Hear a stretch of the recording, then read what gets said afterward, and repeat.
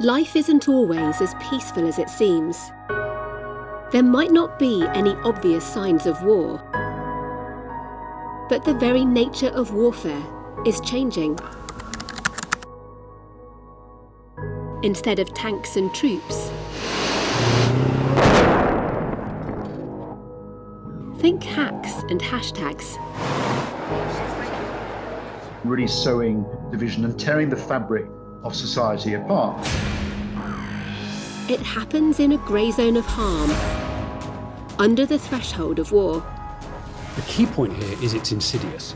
You don't know that it's a threat. Online, a new front line. It's where our minds meet machines and where machines influence our minds. It's where physical attacks take place too. We've got to be successful in treating them, because otherwise there's going to be World War III. But what does it mean for the UK's security? There is this disregard for the human consequences. This is going to be very, very difficult for us. We need to be able to contest in cyberspace. And this isn't just a challenge for soldiers and spies. The grey zone challenges everyone.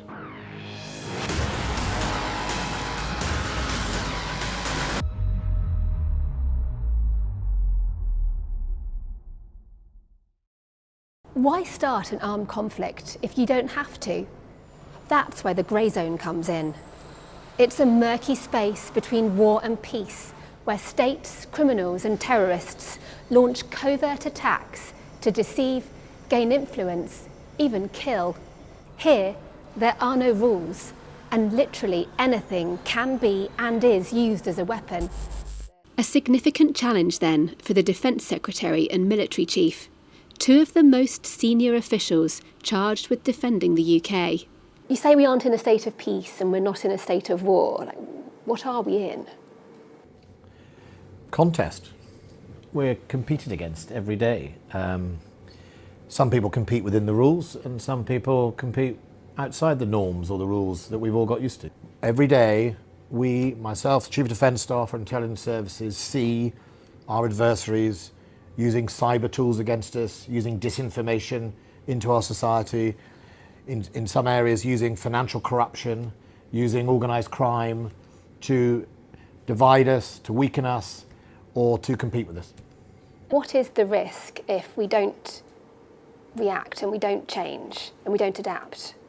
So on the one hand, we might wake up one day and discover that we are in a police state and all of our freedoms have been denied us. That's one end of it. The other end of it is that our opponents will have found a way to unravel our democracy from inside, and our freedom, our way of life, and all the things that we espouse will have been undermined, and we won't have noticed it. Without a shot being fired. That's successful grey zone warfare from adversaries.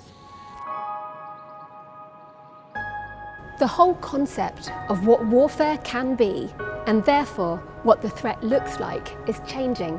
Try to think of the grey zone as a global battlefield. The front line is everywhere, and no one is too unimportant to be a target.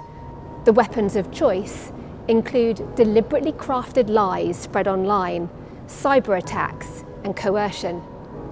So hostilities are often invisible.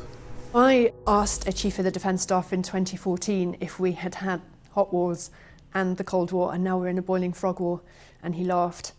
But that terminology is being used now. Sally Walker spent 25 years at GCHQ. She left in 2020, and this is her first television interview. It means that the temperature is rising and we are not noticing, because this is happening around us, to us. Can you just describe in your words, what is the grey zone? I think most people conceive of the grey zone as the online environment. And that forgets the human dimension. It's where our minds meet machines and where machines influence our minds. That, to me, describes the grey zone. The killing of journalist Jamal Khashoggi by a Saudi hit team, allegedly sanctioned by the Crown Prince, though that's denied, shows the grey zone has many physical dimensions too, from assassinations and intimidation to infiltrating a country's energy or defence sectors. The key point here is it's insidious. You don't know that it's a threat necessarily. Lord Sedwell was the UK's National Security Advisor until last September. if there are accusations about corruption, are those real or are those manufactured? Is there dirty money that is flowing into our economic and political system? Do we know all the origins of that? And is there a controlling intelligence behind it that is seeking to undermine the confidence between the citizen and the state? And that's what grey zone conflict, grey zone hostilities are about. It's creating new work for Britain's spies. So on the one hand, we have a sense of what you might describe as the traditional threat, which is the intelligence services, which operate in ways which are broadly understood in a very kind of disciplined, if ruthless way. This is the first time an MI5 officer working in counterintelligence has given an interview. Tom spoke off camera to protect his identity, so we're recreating the meeting. And then you have the evolution of this threat into another area, the grey zone, as you describe it, where this is going to be very, very difficult for us. Scarlett works for MI6, countering grey zone activities. She says there have always been such hostilities. They're just getting noisier. I'd say the volume has been turned up a bit, and there is this kind of disregard for the human consequences, for the impact on real people and their lives. This too, a recreation of our meeting. Corruption plays a really big part in the grey zone activity by our adversaries. They seek probably to undermine the political model that appears to them to be a threat and that feels quite zero-sum. Let's go after economies, societies, our value structures, what we stand up for, freedom of speech, again to benefit and enrich a tiny group of people at the cost of the millions that live in those countries and at the cost of the societies that they're attempting to threaten.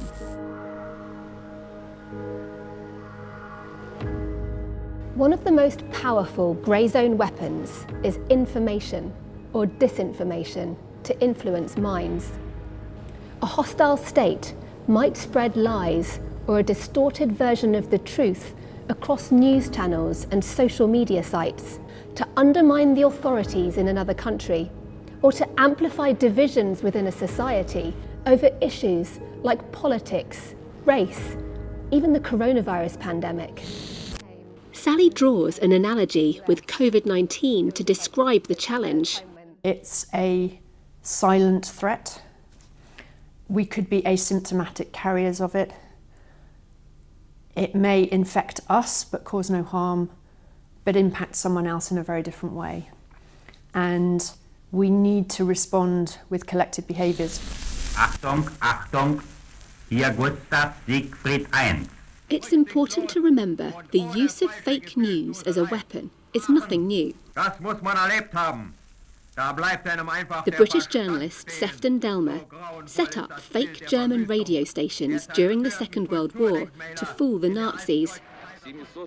Soviet, as well as British and American spies in the Cold War, were also master manipulators of information. The game changer today, though, is digital technology and the internet. It's scale, volume, and erosion of trust and truth. There's no bin in the internet. We don't get to delete information that's wrong, and it can contaminate searches and sources for years, even decades to come. So where you have bad information, poor quality information, disinformation, it has a legacy impact on society that we haven't yet quantified, and we have no solution to. I accept your nomination for President of the United States. In 2016, Hillary Clinton's US election campaign came under a significant information attack blamed on Russia. There's no evidence to suggest it changed the outcome, but fake social media posts and hacked emails appeared designed to support Donald Trump and attack his Democratic rival. The Kremlin has denied any interference. What you're seeing are our adversaries, our rivals, exploiting the tools that are meant to make for a more utopian society, so things like social media, against us, fueling conspiracy theories and really sowing division and tearing the fabric of society apart. And you could go so far and describe it as almost fueling a civil war inside some of these societies. General Sir Patrick Sanders spoke to me with the head of GCHQ in their first joint interview. In today's world where technology is prevalent and where it affects all of our lives, in our private lives and in our business lives, that we need to be able not only to defend the digital homeland, defend the UK, we need to be able to compete with our adversaries. We need to be able to contest in cyberspace. To complicate things, it's not just hostile foreign states playing tricks with information. Domestic political parties, activist groups, and individuals do it too. We will never give up. We will never concede. It doesn't happen. You don't concede when there's theft involved. Stop Donald Trump! Donald Trump and his supporters refused to accept Joe Biden won the 2020 election. Instead, making unsubstantiated allegations about widespread voter fraud. Some of his followers even stormed the seat of US democracy, the Capitol building, driven by a bogus belief their man had been cheated out of a second term. 5 people died, including a police officer. Evidence of the power of false information and the risk of real-world violence when two sides can no longer agree on facts. It also underlines the challenge of how to defend a democracy from an information attack by a hostile foreign state, while at the same time allowing the people in that democracy the right to free speech, which of course includes the freedom to lie. Suspected disinformation from Russia is what flooded the internet 3 years ago as part of one of the most infamous grey zone attacks on the UK. The attempted assassination of a Russian double agent and his daughter. This was a wholly disproportionate and outrageous invasion against the United Kingdom. It meant the UK had to fight back in the grey zone.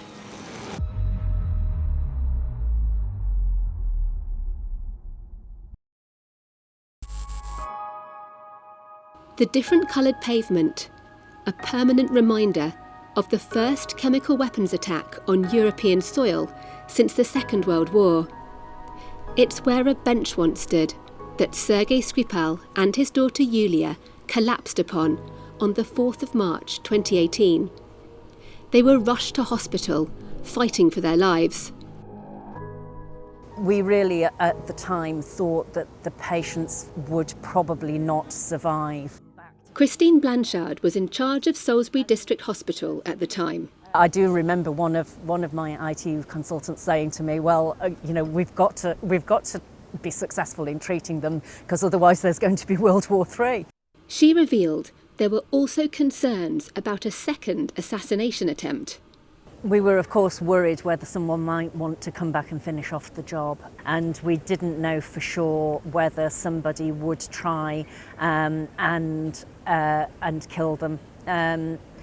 So we had to be very careful to ensure security in the intensive care unit, making sure that we restricted visitors and we knew who visitors were, and particularly whilst they were still unconscious.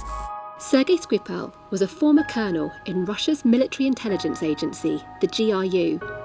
He's thought to have been turned by MI6 in the 1990s to spy for the UK, but was caught and jailed in Russia before being released in a Cold War-style spy swap. He settled down here at this house in Salisbury and was enjoying a visit from his daughter who lived in Moscow when 2 Russian GRU officers allegedly walked up to the front door and sprayed it with the deadly nerve agent Novichok, contained in a perfume bottle. It was only a matter of time until the Skripals became exposed to the poison, and while they didn't die, the grey zone message that you are not safe had still been sent to anyone viewed as a traitor by the Kremlin. It came as a complete shock to everybody in my team. Tom's team looks at the Russia threat for MI5. I remember we were on a management away day, believe it or not. By the time we were back in Thames House, it became apparent who these individuals were, and at that point, MI5 and partners swung into action. Barely a week after the attack, then Prime Minister Theresa May publicly accused Moscow, a claim Russia denies. Mr. Speaker, there is no alternative conclusion other than that the Russian state was culpable for the attempted murder of Mr. Skripal and his daughter. The United Kingdom will now expel 23 Russian diplomats who have been identified as undeclared intelligence officers. Britain's allies joined the action in a show of unity, a key way to push back in the grey zone.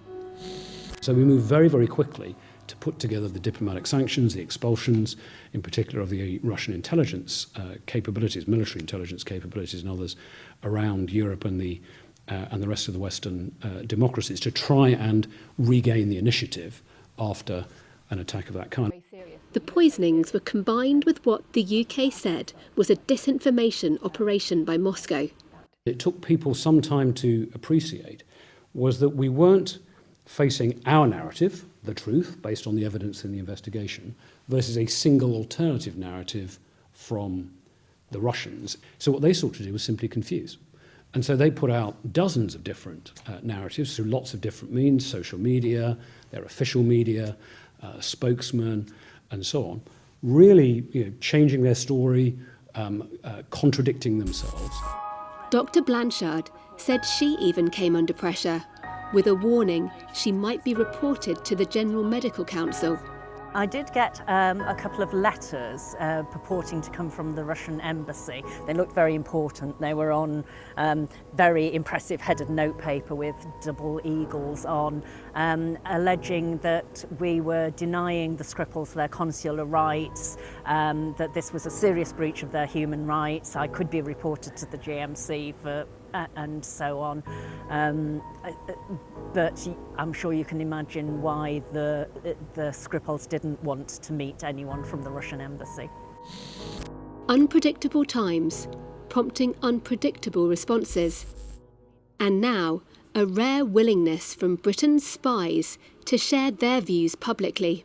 Scarlett says an important part of operating in the grey zone is the gathering evidence and understanding the threat and sort of almost being a bit obsessive about the truth, because when you've got that barrage of disinformation coming at you really fast, you have to try as best you can to build your picture of what the threat is and understand how it's shifting and stay on that course and be a bit courageous, because you might have to come up with a new idea or create something different. In our case, you will always want to work with allies to come up with whatever the response we need is. We know that our adversaries don't like it when we collectivise our response, when we come together and respond together. That tends to not go down that well with the baddies. Scarlett says she expects more attacks from Russia under President Vladimir Putin. I think in the immediate term, there are going to be further manifestations of that recklessness. And also because of the shoddy tradecraft, it is more obvious to countries that are finding this stuff on their soil. With the Salisbury poisonings, the discarded perfume bottle thought to have been used in the attack was found by a local man who unwittingly gave it to his girlfriend. Dawn Sturgis became the first death from this grey zone operation. If you look at the Salisbury attack, this was a wholly disproportionate and outrageous invasion against the United Kingdom. And we can't have anything but disgust for it. The UK accused 2 suspected GRU officers of the poisonings. They deny being involved, claiming they were in Salisbury as tourists. The then Russian ambassador to London rallied against the investigation. That's the story of the British press and also the government. But unfortunately, it's not supported by the fact. They said officially they are not part of the GRU. This is first. And second, the British side could have an opportunity to question them, but they were never asked for that. Kate also works for MI5. She investigates the activities of the GRU, including the Salisbury suspects. This is another reenactment.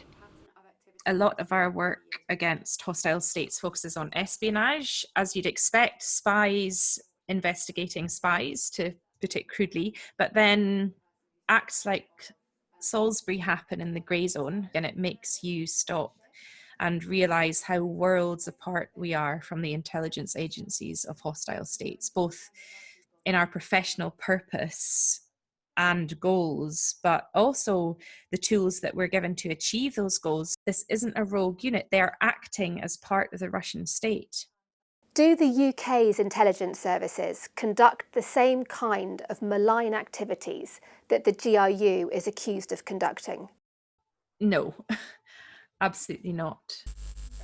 I asked Scarlett if she's had to adapt the way she works to deal with grey zone threats. You have to really understand the full range of tools that can be used against us, and then look at our own defences and build those up and develop our own integrated way of working. I think what the government has done on the GRU is to seek to deny them the cover of operating in the shadows. If you come into our country and use a chemical weapon here, we are going to make that part of our national discourse. We can do that again against adversaries that would otherwise choose to operate in the shadows. It is about denying them that luxury when you can. MI5 is bolstering protection for other people in the UK who might be targeted. We know that the Russian state continues to take an interest in people here who we deem to be at risk.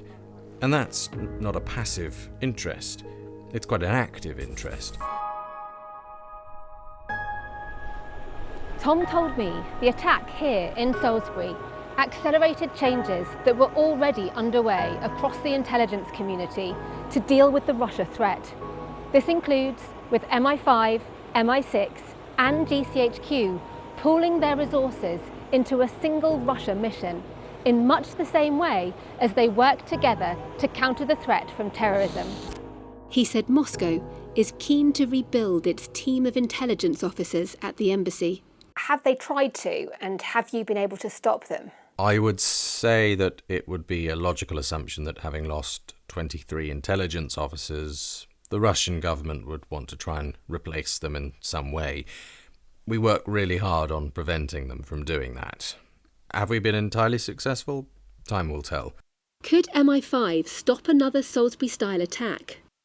I think we have entered the same realm that we are in with our counter-terrorism colleagues, which is that we do absolutely everything we can to stop any events from taking place in the UK which are damaging the UK population or property, but there are no absolute guarantees. I cannot say for certain that we are safe. No one can. Salisbury, a very real example of the unpredictability of the grey zone. And while stopping assassinations is clearly a job for MI5, spy agencies and the military alone can't possibly hope to defend the UK and its democracy from the full range of subversive threats.